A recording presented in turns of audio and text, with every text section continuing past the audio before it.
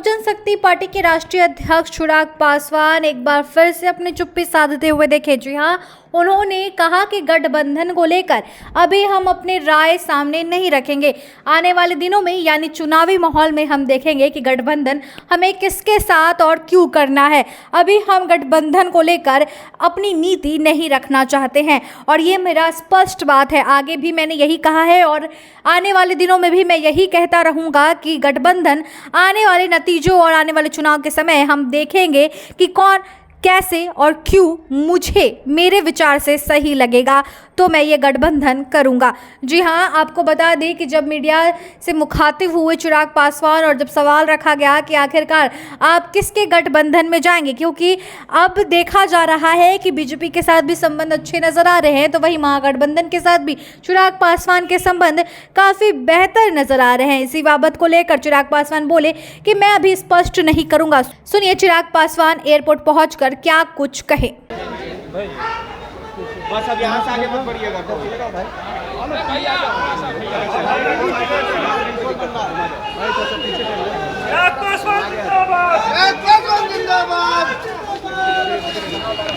महागठबंधन से आपको ऑफर आ रहा है, लगातार महागठबंधन से आपको ऑफर मिल रहा है कि चिराग पासवान हमारे साथ आ जाए।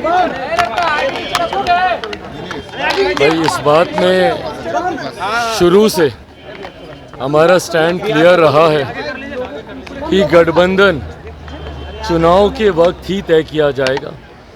जब चुनाव समीप आएंगे उसी वक्त ये तय किया जाएगा कि लोक जनशक्ति पार्टी रामविलास किस गठबंधन का हिस्सा है। तब तक हम लोग की प्राथमिकता पार्टी के संगठन को मजबूत करना, जनता के बीच जाना, अपने जनाधार को बढ़ाना, इसी प्राथमिकता के ऊपर फिलहाल पार्टी का ध्यान केंद्रित है और उसी पर हम लोग अभी काम कर रहे हैं। चिराग जी, सुरजभान सिंह जो कि आपके काफी ज्यादा करीबी है, उन्होंने कल एक बयान दिया है और कहा है कि अगर चिराग पासवान और पशुपति पारस एक साथ नहीं आते हैं तो बहुत ही दिक्कत हो जाएगी। भाई क्या दिक्कत होगी, नहीं दिक्कत होगी, वो अभी जहाँ पर हैं वहाँ की वो चिंता करें। जिनके साथ वो हैं, जिनके साथ मिलकर उन्होंने परिवार पार्टी को तोड़ने का षड्यंत्र रचा, उनकी चिंता वहाँ के लिए होनी चाहिए। मेरी चिंता करने के लिए पार्टी के तमाम कार्यकर्ता हैं और हम लोग भाई उस दौर से बहुत आगे निकल चुके हैं। पर पशुपति पारस ने तो साफ कह दिया कि चिराग पासवान हमारे भतीजा नहीं, हमारे खून नहीं है। भाई अफसोस इसी बात का है कि उन्होंने कभी मुझे अपना माना ही नहीं ना। दिक्कत तो इसी बात की थी। पापा के जाने के बाद परिवार के सबसे बड़े वही थे।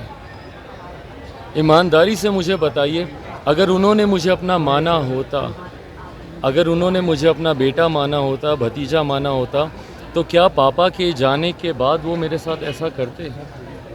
अगर मैं उनका अपना बेटा होता तो क्या वो ऐसा करते? भाई अगर कहीं पे कोई कठिनाई थी, बैठते ना, समझाते, बात करते। पर इस तरीके से, जिस तरीके से पार्टी को तोड़ा गया, परिवार को तोड़ा गया, दुख तो इसी बात का है कि उन्होंने कभी मुझे अपना माना ही नहीं।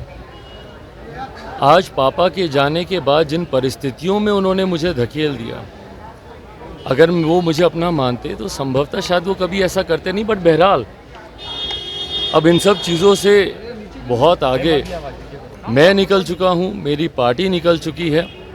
पर बार बार इन्हीं बातों को कहते रहना, इसका कारण मेरी समझ के परे है कि क्यों इन्हीं बातों को बार बार दोहराया जाता है। भाई आप अपनी पार्टी के कार्यों में लगिए, आप अपने मंत्रालय के कार्यों में लगिए। बार बार मेरे नाम को लेकर मुझे इस तरीके से बेइज्जत करना, बार बार मेरे ऊपर इस तरीके की बातें करना, मैंने आज तक पिछले 2 सालों में आप देख लीजिए, ना मैंने उनके बारे में कभी कुछ कहा, ना कभी कुछ बोला। पर उन्होंने हमेशा समय समय पर रह कर जिस तरीके से मुझे अपमानित करने का, मेरे परिवार के बारे में बातें करने का, भाई आज की तारीख में एक बड़ी जिम्मेदारी है केंद्रीय मंत्री के तौर पर आपके पास। उन जिम्मेदारियों को आप निभाइए।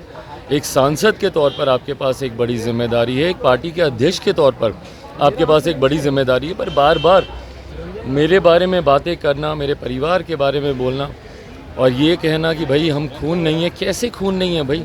आप नहीं मानिए अलग बात है, आप नहीं मानिए अलग बात है, पर एक परिवार का हिस्सा होने के बाद ये कहना कि वो मेरा खून नहीं है, हमारे खून में फ़र्क है।